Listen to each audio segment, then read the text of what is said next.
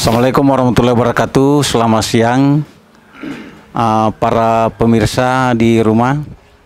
Hari ini Satuan Lalu Lintas Polres Nrekang akan melaksanakan dialog interaktif dalam rangka Hari Ulang Tahun Lalu Lintas yang ke-65 tahun 2020. Baik, sebelum kita mulai acara ini, saya akan memperkenalkan 3 narasumber kita hari ini. Yang pertama dari Disub, beliau ini adalah jabatan sehari-harinya adalah Kasih Lantas Disub Kabupaten Nrekang. Beliau lahir di Nrekang pada tanggal 21 Desember 1968. Beliau adalah Pak Fajar. Kemudian di sebelah kanan beliau ini adalah anggota DPRD dari fraksi Golkar Kabupaten Nrekang. Beliau adalah Ismail Japar SE. Kemudian beliau lahir di Nrekang tanggal 2 November 1980. Kemudian alamatnya di Nrekang. Kemudian ini penerus kita, ini adik kita dari Ketua HMI Kabupaten Nrekang, Muhammad Rahmat, lahir di Nrekang tanggal 20 September 1989. Baik, hari ini kita akan mengangkat satu tema saja. Memang ini pada saat ini modernisasi dalam berkendara pun khususnya di Kabupaten Nrekang ini sudah mulai modern. Ya, baik itu kendaraan yang sifatnya sudah modern maupun yang tradisional masih ada. Sekarang kita akan bahas satu permasalahan yang berkaitan dengan bagaimana caranya kita meningkatkan kesadaran berlalu lintas khususnya di Kabupaten Nrekang ini, sementara wabah COVID-19 itu masih ada. Ya, kira-kira bagaimana caranya? Saya akan bagi 3. Yang pertama mungkin dari Disub, Pak Fajar.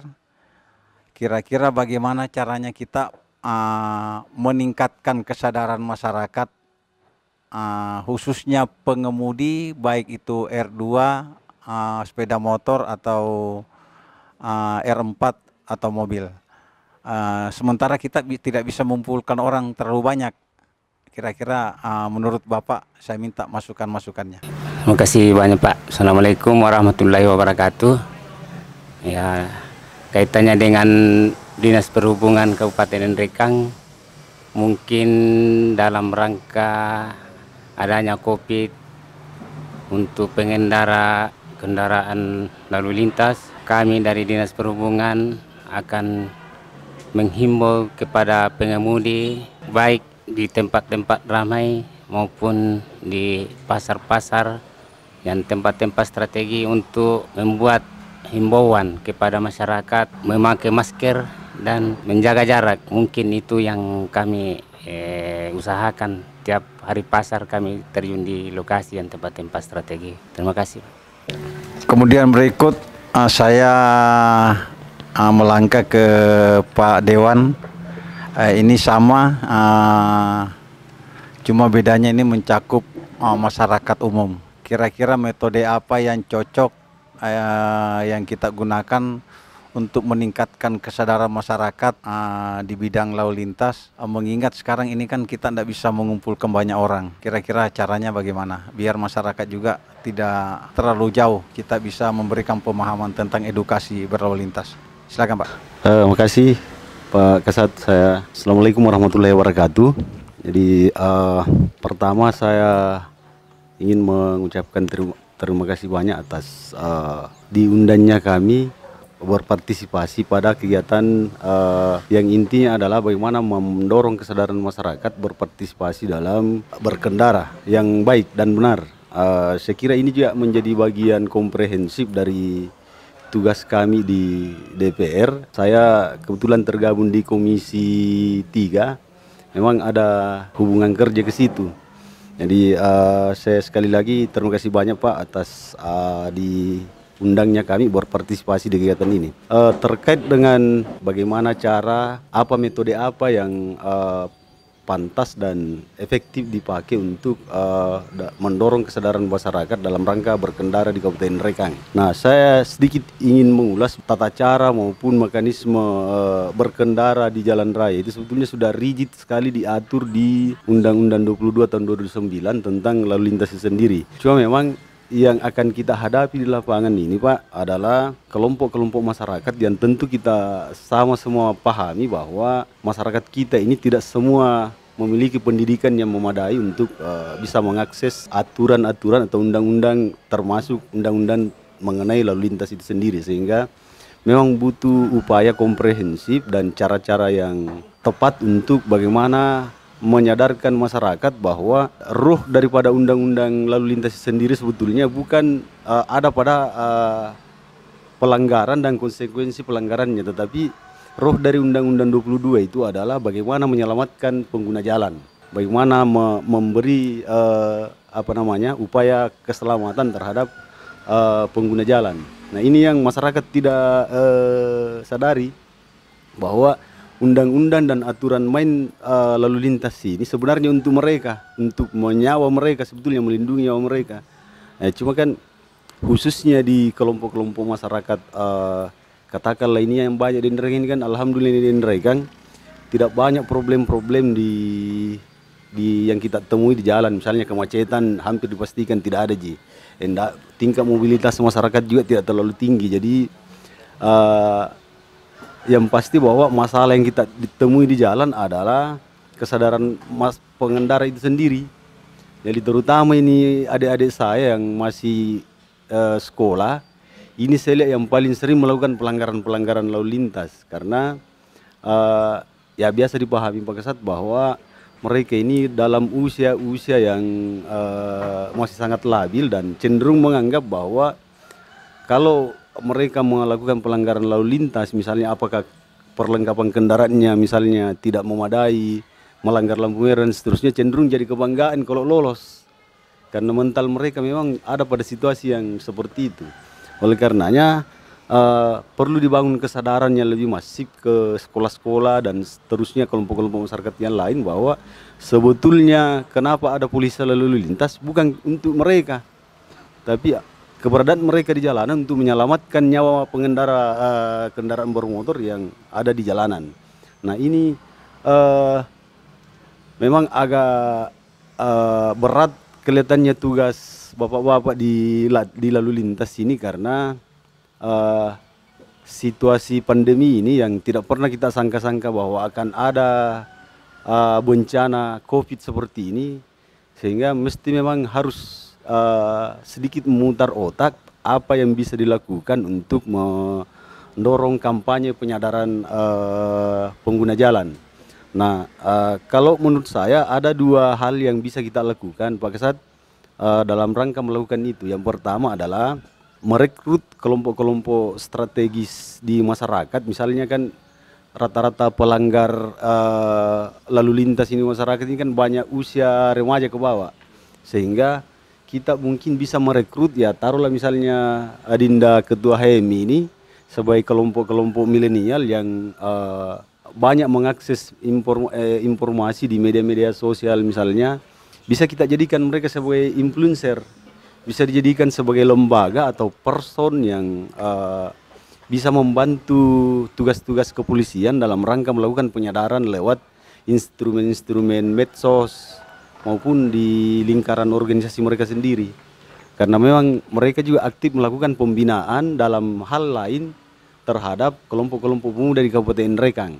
Nah, mengingat bahwa yang saya katakan tadi bahwa kelompok yang paling banyak melakukan pelanggaran-pelanggaran lalu lintas, kelompok-kelompok yang paling tidak sadar terhadap aturan lalu lintas itu adalah kelompok-kelompok remaja ke bawah. Sehingga menurut saya sangat efektif kalau di antara kalangan mereka ini yang kita jadikan sebagai influence atau rekan kerjasama pihak kepolisian untuk melakukan kampanye penyadaran baik lewat medsos maupun kalau misalnya nongkrong-nongkrong di warung kopi, ya sekali-sekali lah disisikan diskusi-diskusi tentang bagaimana berkendara yang baik, tidak merugikan dia secara pribadi dan tidak merugikan masyarakat yang juga menjadi pengguna jalan lainnya. Sehingga saya kira kalau misalnya terus-menerus kita lakukan penyadaran seperti itu apapun modelnya, maka pada akhirnya masyarakat kita akan menjadi masyarakat yang sadar lalu lintas. Sehingga risiko-risiko kecelakaan lalu lintas dan lain sebagainya bisa kita eliminir sejak sekarang.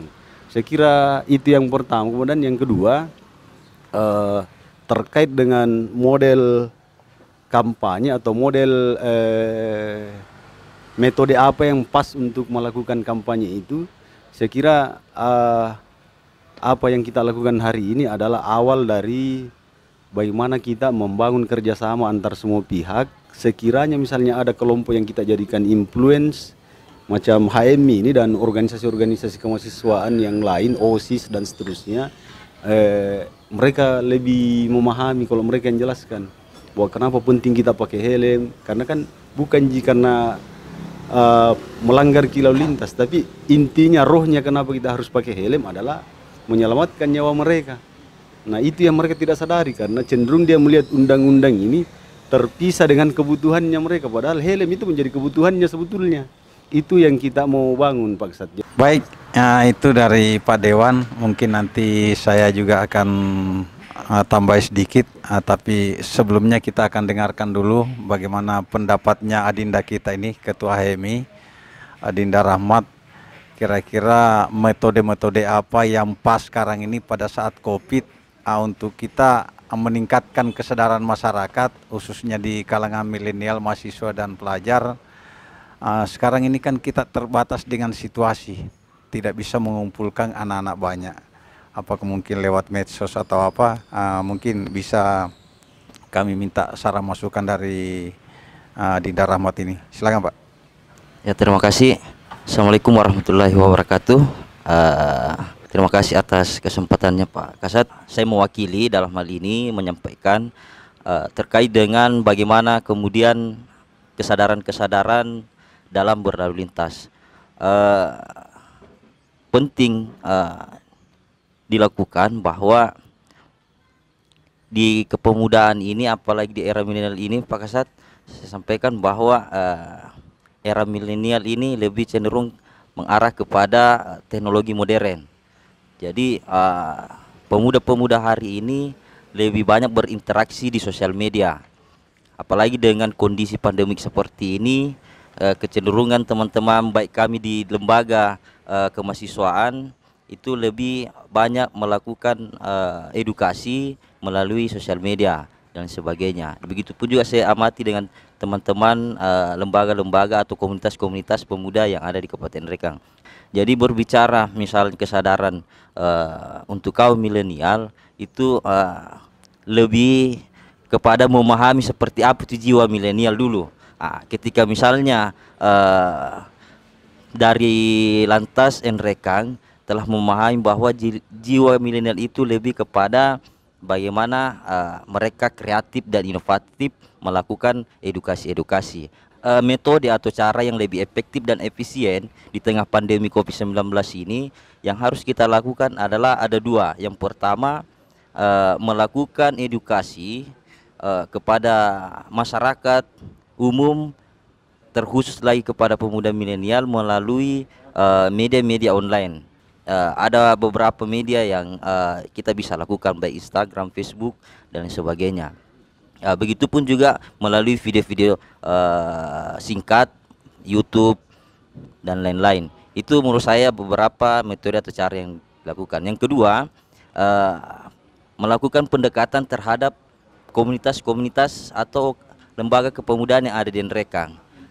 Karena dengan adanya pandemi COVID-19 ini, sehingga pendekatan-pendekatan itu tidak harus untuk bertemu langsung dan mengumpulkan banyak orang, akan tetapi lebih kepada pendekatan persuasif, mendatangi beberapa atau pimpinan daripada komunitas atau lembaga tersebut untuk bersama-sama mengajak mereka berpartisipasi dalam mensosialisasikan dan mengedukasi minimal di lingkungannya, di komunitasnya, di organisasinya, dan lebih kepada di lingkungan sekitarnya.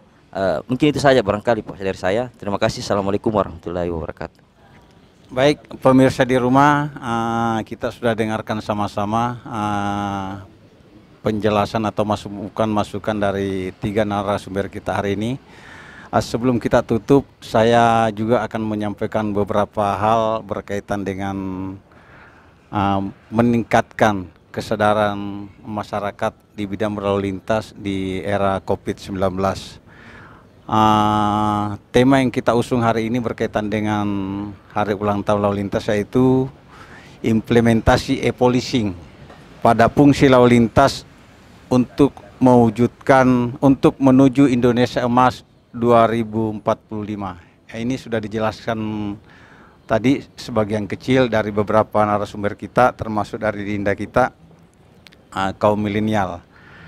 Baik, masukan-masukan tadi kita akan tampung dan kaji, diantaranya teman-teman dari Disub tadi, yaitu kita akan memperbanyak spanduk-spanduk, kemudian selebaran, bagaimana caranya untuk meningkatkan kesadaran berlalu lintas. Kemudian dari saudara kita yang terhormat Pak Dewan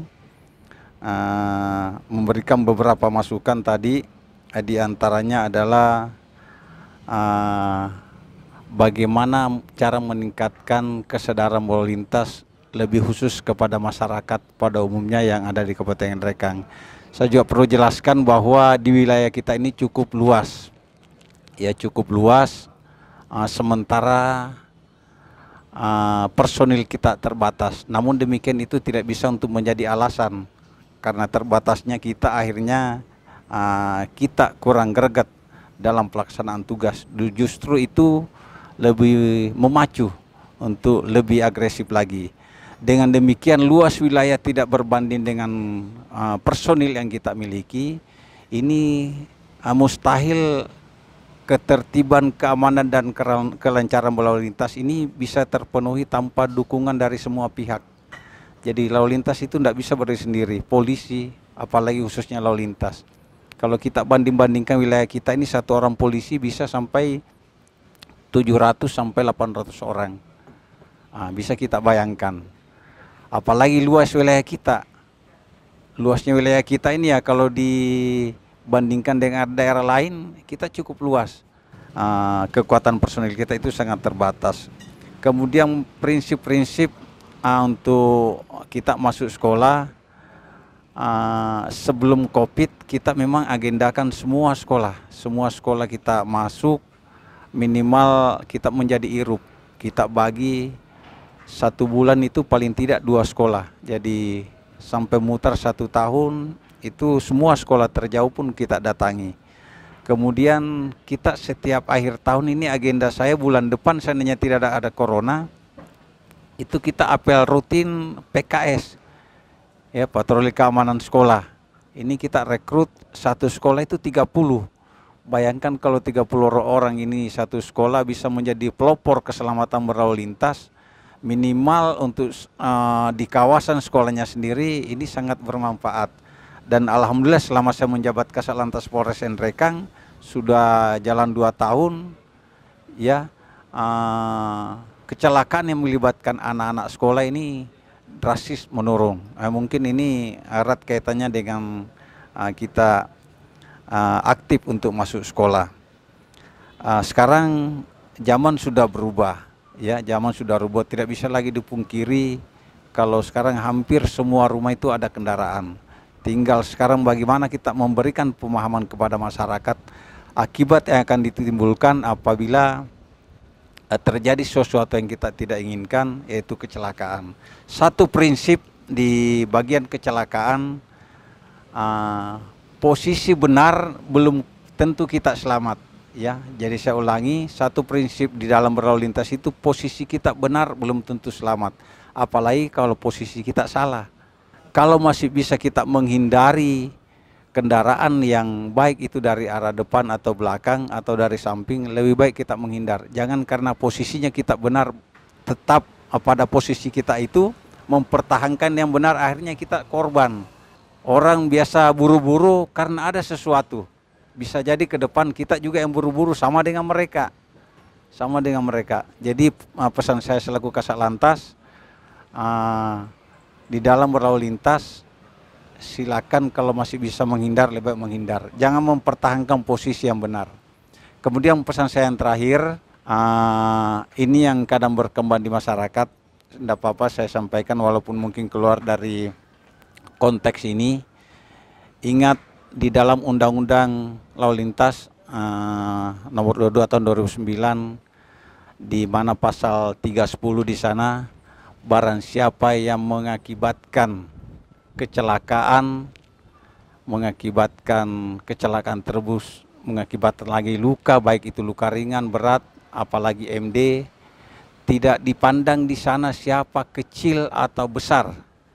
Karena dia merasa kecil selalu mau disantuni, tidak. Ya, jadi siapa yang kita anggap pada saat kita olah TKP, kemudian diperiksa saksi-saksi, kemudian kita gelar perkara, siapa yang dianggap lalai di situ, lalainya lebih banyak, itulah yang tersangka. Tidak melihat apa dia posisinya, kendaraannya besar atau kecil, motor atau mobil, kecuali pejalan kaki itu ada prioritas di dalamnya. Pesan kami, mari kita hari ini, detik ini, menanamkan dalam hati kita siap untuk menjadi pelopor keselamatan berlalu lintas. Terima kasih. Lalu lintas NREKANG tetap jaya. Assalamualaikum warahmatullahi wabarakatuh.